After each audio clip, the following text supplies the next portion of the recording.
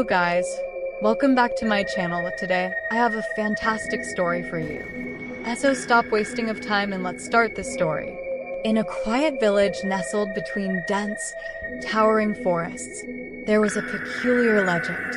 It revolved around the church at the center of town, which hadn't rung its bell for over a century. The bell tower, old and decrepit, was said to have once been the pride of the village. But now, it stood as a silent, eerie monument, shrouded in mystery. The villagers told stories of the bell. Some whispered that it was cursed. Others claimed it had a guardian, an unseen figure who would punish anyone daring enough to disturb its peace. The only clue to its silence lay in a single line carved into the tower's base. Asterisk, only the lost may hear its chime. Asterisk. 4 years, the bell tower remained undisturbed until the arrival of James. A young outsider, James had recently moved to the village, drawn by its serene atmosphere. He was a writer, and what better place to find inspiration than in the solitude of a small, forgotten town? On his third day, he overheard the story of the bell in the village tavern. His curiosity piqued. Being the skeptic he was, James didn't believe in curses or ghosts. To him, the tale was an excellent piece of folklore, perfect material for his next book. That night, driven by his fascination, James decided to investigate. Under a full moon, he made his way to the bell tower. The cold wind howled through the narrow streets, and the shadows of the trees danced menacingly around him. But James was undeterred. The tower loomed before him, its dark stone walls reaching into the starless sky. As he approached the entrance, the silence was overwhelming. No birds, no insects, just the hollow sound of his footsteps echoing in the empty village square. Pushing the heavy wooden door open, he stepped inside. The interior was cold, even colder than outside, and the air smelled of damp stone and dust. His footsteps were muffled on the ancient floorboards as he climbed the spiral staircase to the top. When he reached the bell chamber, his breath caught in his throat.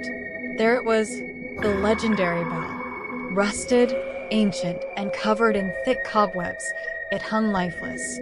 The metal was scarred, as if it had endured centuries of neglect. James ran his fingers over the inscription beneath it, the same words carved on the tower's base. Asterisk, only the lost may hear its chime. Asterisk. With a wry smile, he scoffed. Lost? More like bored, he muttered to himself. In a moment of boldness, he grabbed the thick, fraying rope hanging from the bell and gave it a sharp tug. Nothing happened. He pulled again, harder this time. Still, the bell remained silent. Frustrated, James yanked the rope with all his strength. Suddenly, a loud clang echoed through the tower, shaking the very floor beneath him. The bell had rung, but instead of the usual clarity of a bell chime, the sound was warped, distorted, like a distant, sorrowful wail. James froze, his heart racing. He hadn't expected it to actually work. As the bell's echo faded, an unnatural quiet settled over the room. The air grew thick, almost suffocating. James backed away, suddenly feeling uneasy. The silence wasn't just eerie, it was wrong. He could feel eyes on him, watching, though he was alone. Then, the creaking started. Faint at first, like old wood settling, but then louder, closer. It was coming from the staircase. James spun around, his breath catching in his throat. From the darkness below, slow, deliberate footsteps echoed up the spiral stairs. He called out, "Who's there?" No answer. Just the steady rhythmic sound of footsteps, growing nearer. James's hands trembled as he backed away toward the bell, his mind racing. He hadn't seen anyone when he entered the tower. No one could have followed him without him noticing. The footsteps stopped just at the base of the bell chamber, hidden in the shadows. James squinted, trying to make out a figure. but the darkness was too thick. His heart pounded in his chest. Suddenly, a low voice whispered, "You're lost." James stumbled back, nearly tripping over the uneven floor. The voice was chilling, as if it had crawled out from the depths of the earth. "No, I'm not lost," James stammered, his voice shaky. "I'm just curious."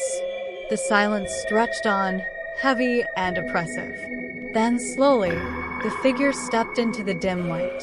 It was cloaked in shadows, its face hidden, but its form was vaguely human, tall, thin, and unnaturally still. In its hand, it held a small object that glinted in the moonlight, a rusted, ancient key. "You shouldn't have rung the bell," the voice rasped. James's blood ran cold. He turned to flee, but as he did, the floor beneath him creaked violently, and he fell. His vision blurred as he hit the ground hard, the wind knocked out of him. The last thing he saw before darkness claimed him was the figure standing over him, the key dangling from its hand. When James woke up, it was morning. He was lying in the village square, just outside the bell tower. Disoriented, he stumbled to his feet, trying to piece together what had happened. He made his way back to the tavern, where the locals stared at him with wide eyes. One old man approached, his face pale. "You heard the bell?" James nodded, still in shock.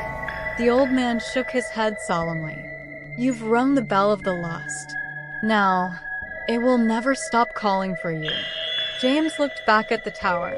In the distance, faint but unmistakable, the bell chimed again. Moral asterisk: some mysteries are better left unsolved. Curiosity can be a powerful motivator, but in its pursuit, we may uncover things we were never meant to find. Sometimes, the price of discovery is too high. I hope you like this story. If you like this story, then please click like button and subscribe my channel for more interesting videos.